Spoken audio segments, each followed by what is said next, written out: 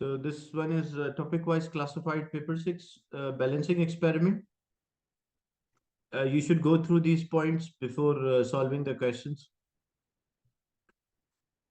The first question a student is finding the mass of a meter rule or a meter scale by a balancing method. What he is doing, he kept a load here and the weight of the meter rule is also acting downward. So he placed a pivot between the load and the weight of the center of the mass of a meter rule.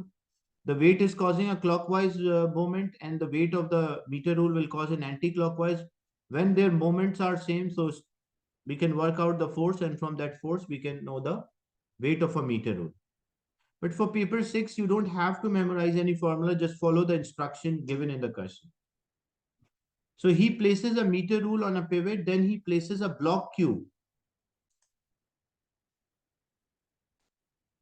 How you identify it's a clockwise or anti-clockwise? A simple rule is that if you take your pen, hold it from where it's appear to be a pivot and apply a force, like here's a downward force. So which direction it appear to rotate? It appear to rotate in a direction of a clock. That's why we say it's a clockwise. And you hold your pen at the side of a pivot and apply a downward force from other side. Which direction it will rotate? It will rotate opposite to direction of the clock. That is the counterclockwise or anti-clockwise. He places a meter rule on the pivot, then he places a block Q at a center 95 centimeter mark. So here he placed this at 95 centimeter mark. Meter rule 100 centimeter or 1 meter long. The student state it is difficult to place the mass accurately at 97 centimeter mark. How the student could overcome this difficulty, you may draw a diagram. Like if I want to place this at, I want to make sure that the center is at 95. So how I can identify? So what we normally do, we can measure the distance from the edges and take an average. That's how it can be done simply. So how I can make sure that the center is at 95 centimeter mark for this. So I will measure the distance from the edges. Like I measure this, say 93, and this one is say 97.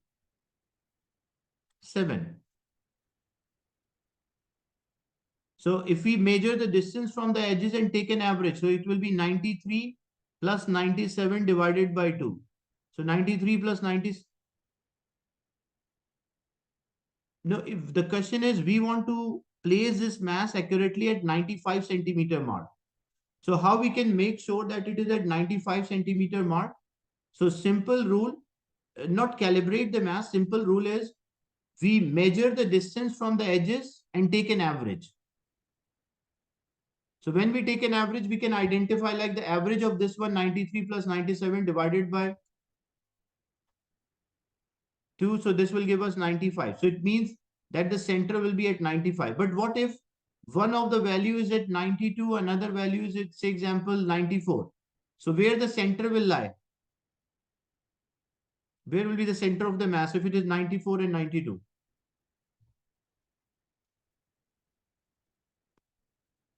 93. 93. So it will be 92 plus 94 divided by 2. So it will be 93. So whenever a question is there in which we have to identify the position of a center of mass of a load, what we normally do, or sometimes the same question they repeat in a manner, they say that the load is too big compared to the meter rule or a meter scale. So how you will know that where is the center of the load? The same question, but in a different way, they ask that sometimes they mention the load is too big compared to the meter rule. Like this is a meter rule looking from the top, and this one is a load. The size of the load is bigger than the, or width of a meter rule is smaller as compared to the size width of the object. So how I will know that where is the center of this object? So we measure the values of the edges. Like example, say we measure this is 90, this is 94. So where the center will be, it will be 90 plus 94 divided by 2, which is 92 here.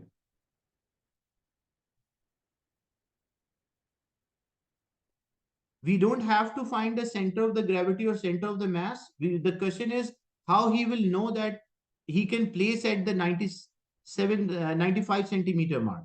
The question is not The question is not to find the center of the mass of the object. The question is how student know that he placed this as 97 centimeter mark. That is the question. So they're asking, place the center of the mass of a cube at 95 centimeter mark. So how I will know that it is at 95 centimeter mark? So I'll measure the distance from the edges and take an average.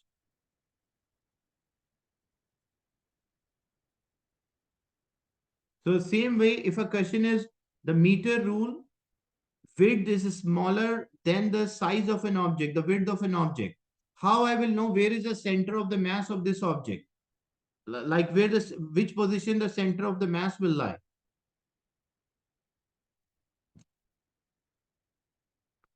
It is not necessary that the center of the mass will be at the center always. That's not always true. Because the object may have a regular shape. The object may have a regular shape, but it may have a non-uniform distribution of the matter. So it's not a criteria that a regular shape object always have a center of the mass at the center. So how we know which point the center of the mass will lie? We don't have to do this cross. We just measure the distance, like read the scale from the edges. Like we read the first value, say it is say 80. We read the second value, say it is 84. So where the center is lying, 80 plus 84 divided by 2. That is 82. This is the same thing in the beginning of the topic lecture notes. You will find like how you will know that the center of the mass is above the point X. So how we'll know? We just measure the distance and take an average. Is it clear? It's a 1 mark. So record the value or measure the distance.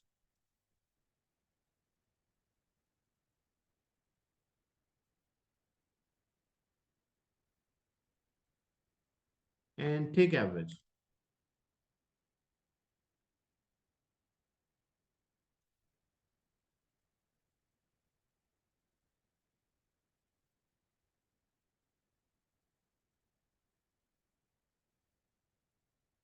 No, regular objects in IGCSE even, regular object does not means they have the center of the mass as same as the center.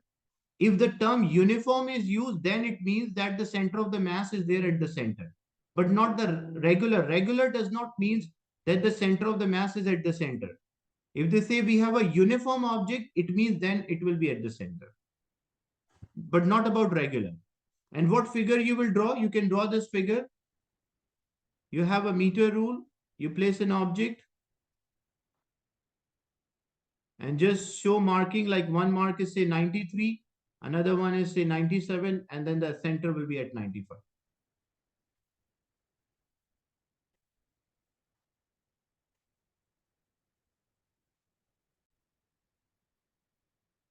In the next part, the student keep the block Q at 95 centimeter mark and adjust the position of a meter rule until the adjust the position of a meter rule on the pivot until the meter rule is near as to being balanced as possible. Describe a method to find the point at which the meter rule is as near as to being uh, balanced as possible. Like how student will know that this is a point where this rule is balanced. So what he can do, like this is a meter rule. He kept the load at 95 centimeter mark. He's not moving the load. So what he will do, he will move the pivot. And when he move the pivot, he can move the pivot towards right and he will move the pivot towards the left. So the points what you should mention, like how it's just a practical application, like how it can be done and how I will know that which point it is likely to balance. So I will move the pivot in one direction, either towards right or left, and find the direction in which tip. Like example, say I start to move this pivot towards the left hand side. So when I move this pivot towards the left hand side, there will be a point at which the ruler, like what we are doing, we are checking a point around which the pivot, the object rotate clockwise, or the meter rule rotate clockwise or anti-clockwise. So example, when the pivot is at this position, say I say this is at position A, and the meter rule, because of this position, the meter rule rotate clockwise, like rotate clockwise. So now what we do, if we move the pivot, so at position A, when it was at position A, the pivot, the meter rule rotate clockwise. Now what I will do, I will find another position, I will move the pivot until the meter rule rotate anti-clockwise. And then I can identify that the center of, like the point of the balancing, the pivot should be between these 2 points. So first we find a point where the pivot, it's rotate clockwise. Then we find a point where it rotate anti-clockwise, and point of the balancing will lie anywhere between the 2 points. Is it clear, this part? How we work out the balancing? Yes, clear. So whenever you need, so the point of a balancing for a scale or a ruler, even you can do this a simple experiment right now. Like take your scale and use your finger as a pivot. You place your finger, like example, if I want to find the center of the mass of this scale or ruler. So what I will do, I will place a finger at one position and I find where it rotate clock, say anti-clockwise. Then I move a pivot to another position and I will move this pivot until it was rotating, like it was rotating anti-clockwise. I move this pivot until it start to rotate clockwise. So now I can identify that the pivot should be placed between the 2 points so I can balance. So move the pivot to find,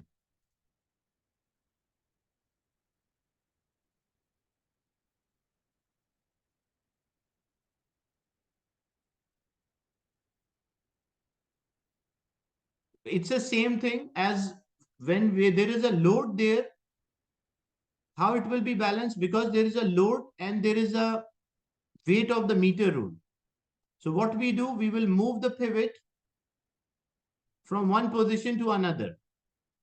So for example, when the pivot is at this position, it was rotating, say, anti-clockwise. When the pivot is at this position, it was rotating clockwise. So now we identify that the point of the balancing should lie between them.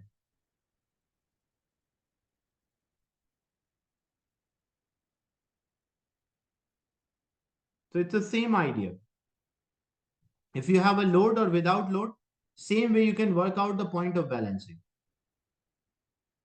So we simply find, like move the pivot and find the positions or the point where it tips both ways, and the point of the balancing will lie between the 2 points.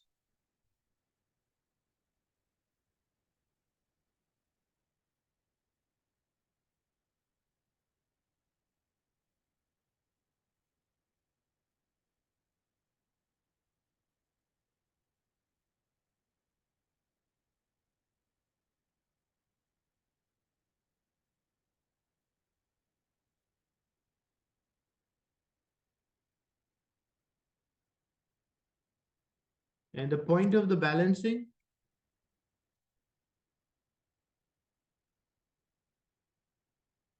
lie between the 2 points.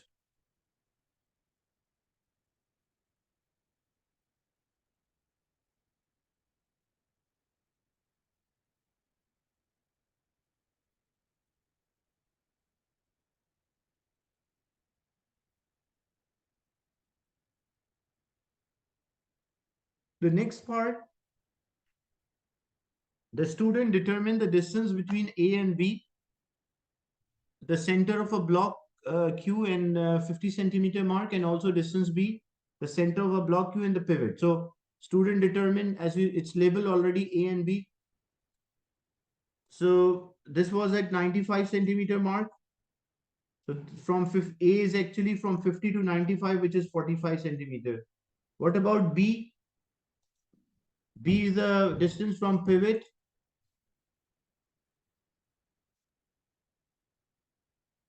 So he repeated the procedure. As you can see, the values are recorded. Then you have to draw a table here. You have to plot a graph here. plot a graph for A on y-axis and B on. Do not need to start. Do not need to start your axes from origin. What does it means?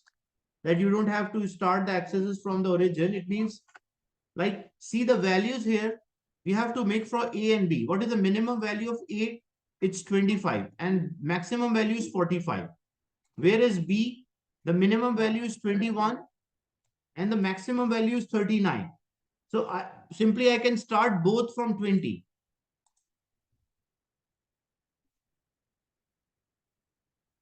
So A is on y-axis and B is on x-axis.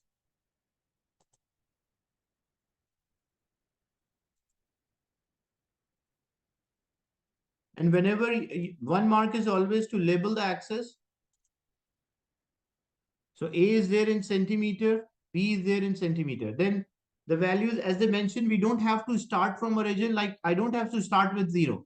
I can start with any number, but I should cover about more than 70% of this graph. So if I say this is 20, so 10 boxes, if I select as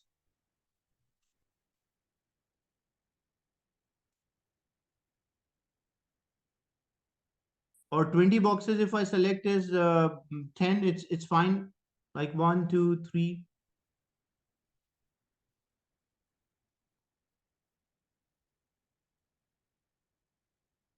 For example, 20 boxes I select as 10, and then further to 20 boxes.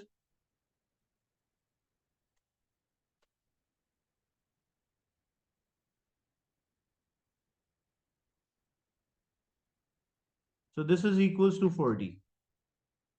And same way for the x-axis is about, like, we need about 45. I think the maximum was 45 for A. So if I start even with 20, I can cover till 45, as it will be about 50. It will be about 45 in between. So if I start this axis also by 20,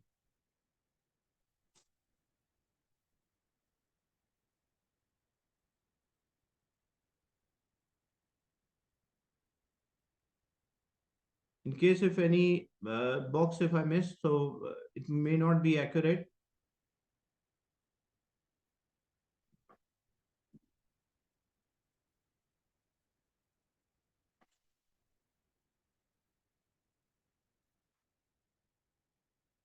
This will be 45. And what was the last value? It was, if it is 45, yeah, so 45.